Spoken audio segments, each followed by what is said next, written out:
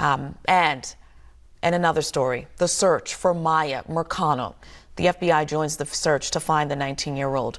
She was last seen leaving work a week ago in Orange County, Florida. Family members believe a maintenance man at Miya's apartment complex may have kidnapped her. Armando Caballero had made several romantic advances toward her, but she turned them down. Records show he used his maintenance key to enter her apartment. 27-year-old Caballero was found dead from what's believed to be suicide. Let's talk with an expert. She's joining us right now. I'm joined by forensic psychiatrist and co-author of Missing Without a Trace, Dr. Carole Lieberman. Welcome back, Dr. Lieberman. It's always a pleasure to have you. It's unfortunate that it's for a topic like this, though. Let's start by talking about Miya's family. Can you describe what they are going through right now, just waiting to hear anything, a word or any type of news about her whereabouts? Yes, I've been watching them at press conferences, and it is so sad. You know, they are talking as if they believe that she's still alive, and you know that would be great. You have to feel for them. You understand why they don't want to admit to themselves. It's too soon to admit to themselves, even though it's been about a week, that she could be dead. You know, you want to tell them this isn't looking good.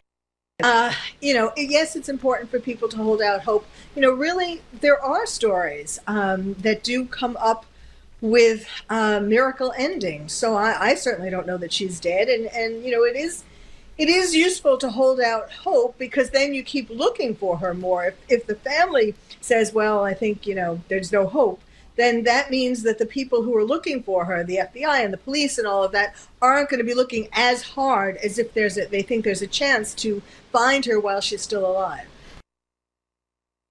Are talking as if she's still alive. Based on your experience with these types of cases, do you believe that she is no longer with us? And if so, why, based on the little we know so far?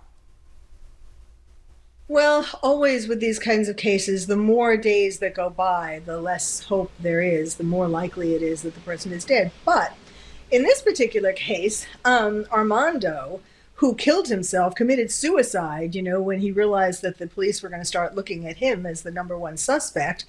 That's one of the frustrations that the family is going through. Because he killed himself, they can't ask these kinds of questions. It's possible that he brought her somewhere, you know, to do what he had his way with her, since she kept rebuffing him. You know, one of the things, whether it's Gabby Petito or Miya, one of the things that I hope that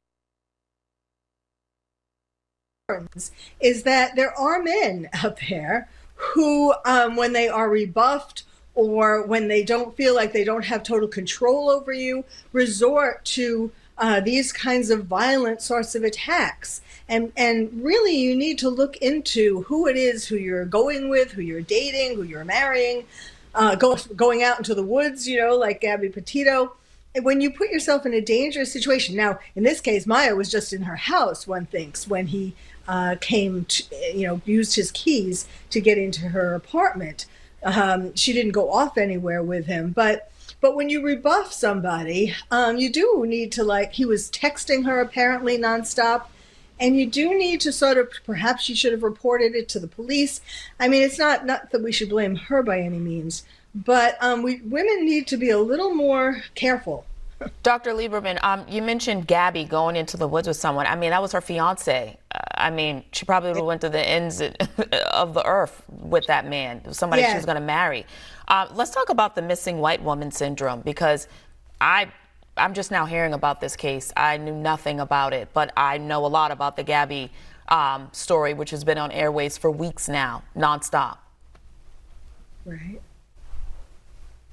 Well, yes. I mean, there is such a thing, the white woman syndrome, where it seems to be that when there is especially a pretty white woman, pretty white young woman who is going missing, who has gone missing, there does seem to be more coverage than women or people of color. I mean, there are some other examples of that. Jelani Day, I was on your show recently talking about that.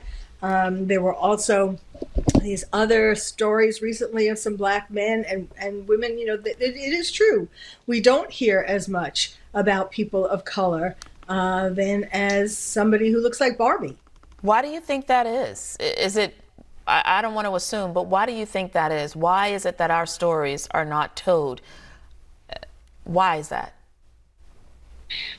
Well, I mean, of course, the bottom line one could say is racism. I mean, it's interesting because there's one part of it which is how much the police or the FBI are looking for the people.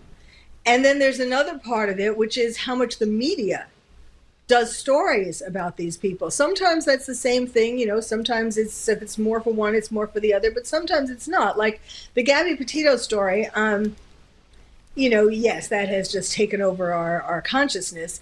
But, part of it is that we all want to know now it's to find Brian Laundrie, it's like find Waldo. And so that's part of it. But it's also the numbers of people. It's also the families, how much the families push to be found. Now, in the Jelani case, for example, his mother is really continuing to push everybody. His body has been found. He's unfortunately dead, but she is continuing to push people, and his frat brothers, too. That's the latest in the story. They're trying to get the FBI really more involved and so on to show that it wasn't suicide, that it was a murder. So a lot has to do with the families. And sometimes, families aren't as pushy as they should be and could be. And to get media, I mean, that's the bottom line. The family has to push to get media as well as to get the police and the FBI involved. Yeah, a lot of factors there. Just looking at Maya's photo, my heart breaks for her family. Beautiful young woman. Yeah, Dr. Lieberman, thank you for joining us. Thank you.